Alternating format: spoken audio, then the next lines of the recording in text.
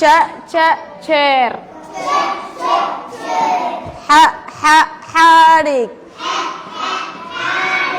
in commentiyada kale la iga soo buuxiyay waa maxay macallimiintan qoslaysaa macallimiinta anaga wax noo dhigi jiray afkii taagi jiray aniga waa nala soo waleyn jiray sidan baa noo gali jiray baabkii rasuulka ma soo dhugana biyaha samsamkana ma soo kabana maanta waxaan ku sugannahay dugsigii hoose dhexe ee Abdaal Primary School waxa aynu barnaamij kaga qaban doonaa haddii aan la yiraahdo Umal Khayr Khadar Guuleed oo ka mid ah macallimiinta dugsiga hoose dhexe ee Abdaal gaar ahaan qaybta barbaarinta Umal Khayr ugu horreyn ku soo dhawo telefishinka qaranka Jamhuuriyadda Soomaaliland waad mahadsantahay walaal Saacad waan ku soo dhaweynaynaa adiguna ku soo dhawo aad iyo aad baad mudan tahay Umal Khayr horta ugu horreyn Umal Khayr waa tuma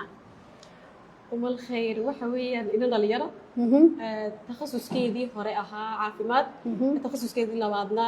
tababarkii labaadna ahaa waxbarashada labada inahaas ma la soo koobiya maxay taariikh fara badan ma laha Umal Khayr takhasuska koowaad waxa ay sheegtay inuu ahaa caafimaad kii labaadna uu ahaa waxbarasho ka baxday qaybta education-ka ee jaamacadaha dalka walaal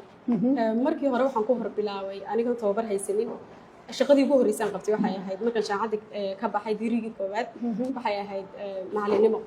markii dambe macallinimadii dhex galay ayaan arkay inaan u baahanahay tababarka inaan qaato aanan xiiseeyey xaggan markaasaan tababarkii qaatay macallinimada markii haddaynu isbarbar dhigno Umal Khayr ay tababarkaanad qaadan iyo markaad tababarka qaadatay waa maxay faraqa u dhexeeya marka waxaan noqday macallin xirfadaysan markii horena waxaan ahaa dee qof backgroundkiisii hoose waxbarashadiisii guud wax ku dhigaya marka kalena waxaan noqday macallin tababaran oo teaching methodology fahamsan child psychology fahamsan dee waxaan noqday macallin adigu xirfadaysan haddii aynu ku soo noqono Umal Khayr inta badan waxaanu ka aragnaa aniga iyo dad badan oo social media joogaaba iyadoo arday yaryar oo wax u dhigaysa oo waliba aad u da'dooda u yar tahay Umal Khayr ay bal ka waran wax dhigista carruurta aadka u yar walaal way ka duwan tahay kuwa waaweyn bilowga waxaan ku bilaabay kuwan ka roron oo teenagers laakiin way kala duwan yihiin kuwan waxay ku jiraan xilliga u baahnaayeen in emotion lagu la dhaqmo kuwaasina waxay yara dareemayaan iyagu isku filnaansho laakiin kuwani dareen bay u baahan yihiin kuwani waxay wax ku bartaan wax kasta in hees looga dhigo xataa siiradii nabiga sallallahu alayhi wasallam haddaad istiraadida soo fadhiisiyo uga sheekeen focuskoodu kuma wada siineen laana waa farjirde weli tamyiis fiican muu yeelanin marka waxaan samaynaa inaan siiradii uga dhigno hees inaan wax kastoo doonayno inaan fahamsiino hees uga dhigno xataa baataajadii wanaga hees uga dhigna qaab hees oo kala si focuskoodu noo soo jeestoonay nooga hadhin marka wala inaasan samayno bal mid ka mid ah heesaha Umal Khayr ay ardayda wax ugu dhigto ma noogu luuqayn kartaa haye tasiirada ma soo horeysiinaya waxa weeye maxamed nabigeeni makuu ku dhasho madiinana mawdkii allah ku hele walaashay xubiyey xaramkii ma tagnaa intaan kutub qaadno ma soo tukanaa albaabkii rasuulka ma soo dhukanaa biyaha samsamkana ma soo kabanaa waxa weeyaan takobada waxa weeyaan maxamed nabigeena makuu ku dhashay yani halkaad ku odhan leedahay ardayay nebi maxamed makuu ku dhashay madiinana wuu ku dhintay yani inaad hees uga dhigtay maxamed nabigeena makuu ku dhashay madiinana mawdkii allah ku helay yani waa halkii uu ku dhintay walaashay xubiya xaramkii ma tagnaa in xaramku wax wanaagsan yahay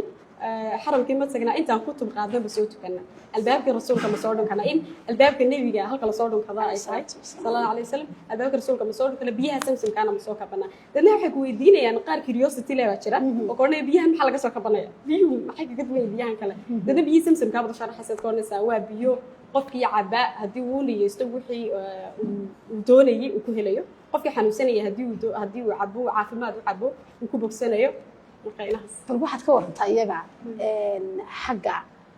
kuwa Soomaaliga ah ama casharada Soomaaliga ah ee iyaga laftigooda sida heesaha oo kale ugu luuqaysi waxaan sameynaa wax ay ku xasuustaan dabadeedna haddii marka aan nidhaahno ba maxaa ka bilaabma wax ka bilaabma ii sheega marka ay kuu sheegaan baabuurkii bisadii dabadeedna mid baan kala soo dhex baxnay si general ah inoogu noqoto dabadeedna waxaan sameynaa baabuur بابور تفاح chair حارق خد دعو روب ساعد aad iyo aad baad mahadsan tahay waa khayray classkan aynu ku jirno qaybta barbaarinta ee dugsiga abdaal waxa ku dhagsan sawirro badan sawirradan horta yaa sawiray wala ana soo sawiray sawirrada waxa ku dhex jira oo ugu badan calankii jamhuuriyadda Soomaaliland ama calankii qaranka waa maxay sababta aad ciyaalka yaryar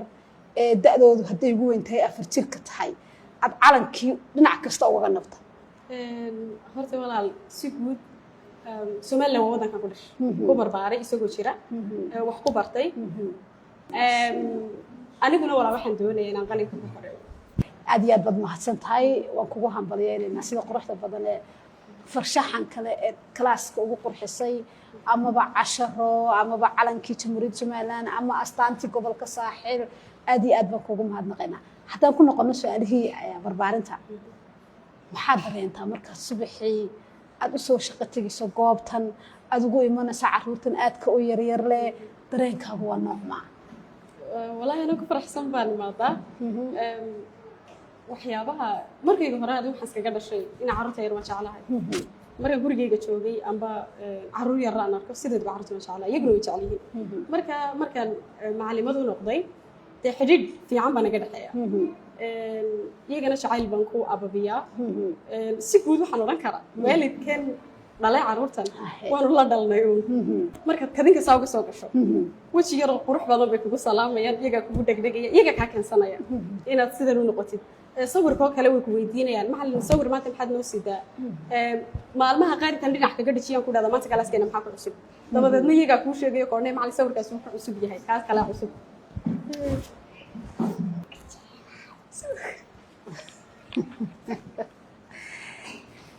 haddaynu ku noqono khayr dhinacii barnaamijkeena waan dareemi karaa ilmo yaroo inta halkaa ku yimiday amaba aanu taagana inta kubakada kuraada waan ku jecelahay waa wax weyn waan dareemi karayaa khayr haddaynu ku noqono waa maxay fariinta aad u dirayso macallimiinta carruurta sidan oo kale ee barbaarinta gacanta ku haysa oo imika dalkeena ku cusub barbaarinta iskuulada dawladda waliba ay ku cusub tahay waa maxay fariinta aad u diraysaa waxaan u dirayaa macallin kala duwanaanshaha ardayda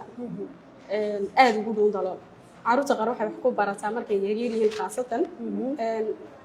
in sawir loo sameeyo muuqaal inay arkaan carruurta qaar waxay wax ku bartaan inay gacanta ka qabtaan oo kaadhis oo kale inaad u keentid oo tiraad kaasi waa kowdi saasay u qorantaa ciidoo kale intaad u saartid hadday macquulka u noqonayso inay ciidda dhulka ku qorqoraan oo carruurtaas waxay ku baranaysaa ficilka kuwa sawirka wax ku baranaya kuwa kale waxay ku baranayaan inay maqlaan marka ilmo walba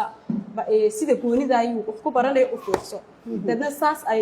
ugu badinayso saasay ku badinaysaa uga dhig sida ugu badinayso ku bar khayr inta badan waxaan ka aragnaa baraha bulshada adigoo ciyaalka hees hawleedo amaba xarfo Soomaaliga kamida amaba qaabka loo hindhisayo aad soo dhigto baraha bulshada khayr maxaa ku dhaliyay walaal waxa ugu weyn ugu dhaliyay xawayaan in carruurta aan fursad helin ay daawato carruurta halka kartoonka daawo lahayd inay kan daawadaan oo uga faa'iido badan yahay sidoo kale carruurta qurbaha joogta iyo carruurta guryaha joogta labadaba bay la daawadaan kuwa iyaguna inay ku sii colcoshadaan oo ay ka soo maraajacayaan samokuwar sareeye calanka sudan bilay dhulkiisa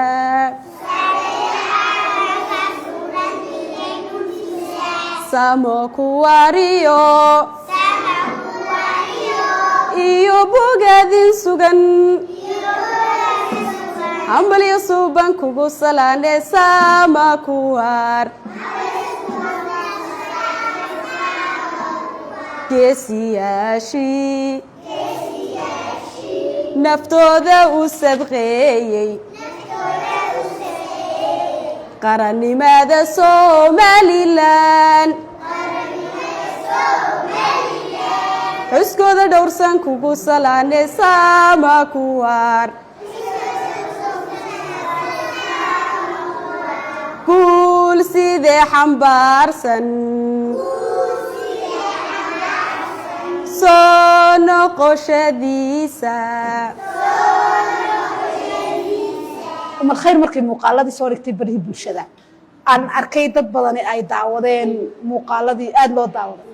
maxaa kaaga soo noqday falcelin umal khayr walaal farxadaha ugu waaweyn ee iga soo noqday waxa weeyaan in commentiyada kale la iga soo buuxiyay waa maxay macallimiintan qoslaysaa macallimiinta anaga wax noo dhigi jiray afkii taagi jiray aniga waa nala soo waleyn jiray sidan baa noo gali jiray yani qaarna waxay leeyihiin waxa ku hambalyeynayaan waxay leeyihiin wanaagsan dad wadaala ka siiba halka ma ka salaamaya dhamaantood asxaabtayda jazakumullahu khayr idinka ay dhiirigeliya baan leeyahay qorshaha kugu jirta inaad soo badso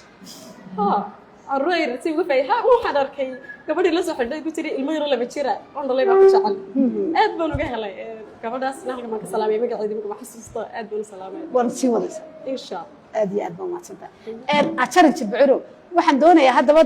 ciyaalka deedo hal shay inaan ka qabano heesta calanka mid yaro gooniya ka qabanay ها أي كادة بقاضيان هاي تيار يد هذا بس تعالن كورتان قبصة كاليدو موبل كده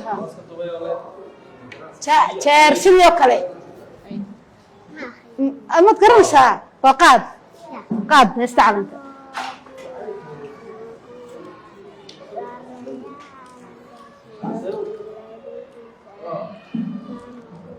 عقد دكور قاد هاي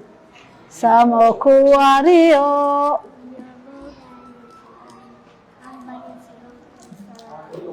Kale aso istaag adna istaag bal hal mar wada bilaaba koow laba saddex Samo kuwario afka kor u qaad hay'adaadu sareeya calanka suran dhulkiisa Samo aad iyo aad baad mahadsan tahay marka loo marxay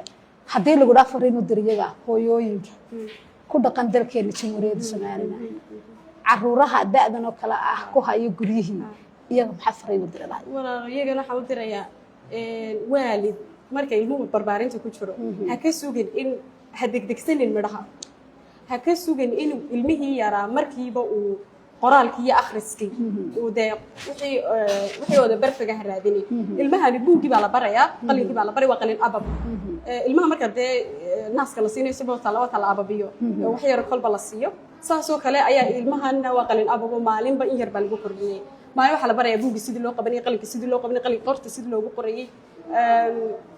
buug xaniin buugii ilaashto kolba uu jarjaraya uu tuuraya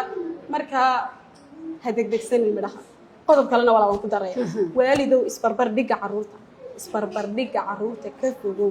hebel ka wanaagsan iyaga kuwa walaalaha ah kuwa jaarka ah adama jeclid ilmo kale qof kale lagu barbar dhigo gabadh kale lagu barbar dhigo aabo adiguna ma jeclid in kale lagu barbar dhigo hebel ba ka wanaagsan saas oo kale ilmahana waa bani aadam ha barbar dhigan cid kale ilmahaaga sidiisa unique ah ku hayso umal khayr ilaa heerkeebay jeceshayd ka gaadho macalinimada horta kuwa marinka ugu raaxaysanaya marka wali kama fikireen halkan ka gaari doono laakiin waxaan rajaynayaa meel wanaagsan inaan ka gaari doono ilaahay in badanna caruurta u shaqayn doonto insha Allah ilaahay gaastar aad iyo aad baad mahadsan waa hagaag daawadayaal wali waxaan ku guda jirnaa booqashadii dugsiga hoose dhexe ee Abdaal imika barbarkayga waxaa jooga maamulaha dugsiga hoose dhexe ee Abdaal maamul Cabdiraxmaan maamul ku soo dhaw telefishinka qaranka Jamhuuriyadda Soomaaliland waa ku soo dhawahay telefishinka qaranka Soomaaliland iyo bahda telefishinka qaranka Soomaaliland iyo waxa weeyaan Sucaad Xagaa ama Sucaad Cumar oo iga qaadaysa waraysi anigoo iskuulka Abdaal dugsiga hoose dhexe maamulihiisa dhex jooga waa soo dhaweynaya waxaan idin leeyahay aad iyo aad u soo dhawaada bahda telefishinka qaranka aad baan idin soo dhaweynaa jazaakumullahu khayr maamule waxaynu maanta joognay qaybtii barbaarinta ee dugsiga hoose dhexe ee Abdaal oo ku sugan yihiin caruur aad iyo aad u da'yar berigii hore ma jirin barbaarintu waa maxay faraqa u dhaxeeyay oran karnaa waqtigii hore iyo imika markuu ardaygu barbaarin soo maro iyo marka uula la qori jiray faraqa nooceeya u dhaxeeyay oran karnaa jazaakallahu khayr waa su'aal qiimo badan farqiga u dhaxeeya barbaarinta iyo ardayga in dugsiga hoose dhexe oo la qoro si toos loo geeyo waxa weeyaan walaalo hortay barbaarintu waa bilowgii waxbarashada ilmahan marka la keeno barbaarinta marka koobaad ilmahan waa ilmo aad u yar waa 3 jir ilaa 3 iyo bar ilaa 4 jir awlaad la geenayo barbaarinta waxa lagu tababarayaa waxbarashadii iyo waxa weeyaan aqoontii iyo bulshadii inuu la macaamilo iyo inuu waxa weeyaan edaabiyaadkii uu bartay isagoo da'daasa iyo inuu ilmahaasi halkaa isagoo maskaxdiisu aanay tamyiizkii iyo waqtigii ay wax kala saaraysay aanay gaadhin inuu aqoontii la jaan qaado marka waxaa loogu ilfuray ama uu ku idhna dilaacsanayaa ilmihii aqoontii dabeetana dugsigii sare waxa uu gaadhayaa isagoo ilmihii aqoontii wax weynay uga baxsan yihiin dugsiga hoose dhexe wuxuu gaarayaa oo galaasun uu noqonayaa isaga oo aqoontiisu ay galaasunba u dhiganta ama ay ka sarrayso akhlaaq ahaan iyo aqoon ahaanna dhisan waa sidaa weeye walaalka haddii lagula maamulo fariin u dir bulshada ku dhaqan jamhuuriyadda somalilan caruurtii yaryaraydii weli aan iskuullada keenin oo guryaha ku hayaan fariin nooca ma abaad jeclaan lahayd inaad u dirto waa su-aal wanaagsan fariintaan u diraya marka koobaad fariinta waxaan u dirayaa magaaladan aan joogay ee abdaal waxa aan leeyahay marka koobaad barbaarintu waa shay ilmuhu uu u baahan yahay oo waalidka awlaadda dhalay barbaarinta aanu u hayno waxaanu ka dareennaa ficil iyo waxa weeyaan ficil celin aad u qiimo badan inay aad iyo aad waxa weeyaan ula dhaceen ay uga raali yihiin ka degma ahaan sidaa waalidka magaalada abdaal awlaaddoodu halkan ay nasiibka u heleen inta joogtee dhigataa ayuunba waalid kastaana uu u baahan yahay ilmihiisu inuu dhigto marka waxaan leeyahay oo aan ku bogaadinayaa waxa weeyaan somalilan dhammaanteedba barbaarinta shayga la yidhaahdo ee awlaadda waxa weeyaan qalin ababka ah lagu iba furo ama la geeyo in loo furo waa arrin aad iyo aad u qiimo badan awlaadduna ay waxa weeyaan u baahan yihiin waana aqoon hadda iyo khibrad la gaadhay oo lagama maarmaana aad iyo aad baad mahadsantahay maamule aad baan kuugu mahadnaqaynaa sida quruxda badneed noogu soo dhaweysay dugsiga hoose dhexe abdaal jazaakum allahu khayr aniguna sidoo kale aad iyo aad baan idinku mahadnaqayaa waxaanaan idin leeyahay waxa weeyaan maanta noogu kiin horeysa laakiin inaanay maanta noogu kiin dambeeyna biidn illaahi tacaala aad noo timaadaan marar kale oo fara badan aad iyo aadna waa idinku mahad celinayna anaguna sidoo kale jazaakum allahu khayr